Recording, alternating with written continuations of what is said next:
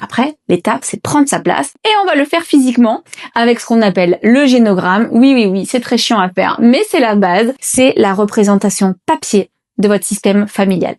Toutes les personnes qui vous entourent et où vous vous positionnez par rapport à elles. Quelles sont les relations, quelles sont les problématiques de lien et comment cette problématique-là empêche des résolutions dans les autres espaces de votre vie. En général, là, je vous amène à la lucidité. J'essaye de muscler votre capacité à voir ce qui bloque. Comme ça, après, vous pouvez aider les autres dans votre entourage ou dans votre métier à voir leurs propres problématiques. Et puis surtout, moi, bien sûr, je vais apporter mon regard d'expert et je vais vous dire, bon, là, vu ce qui se passe autour de vous, c'est normal qu'il y ait des blocages. Et l'objectif, en fait, de ce travail-là, c'est de se sentir à sa juste place et finalement de plus avoir envie de changer ce qui se passe à l'extérieur, mais de se dire, tout part de moi et tout est juste. C'est ça mon objectif. Au lieu d'aller chercher, par exemple, dans le travail, des réponses sur des problématiques de travail, il fallait que je revienne à cet espace familial.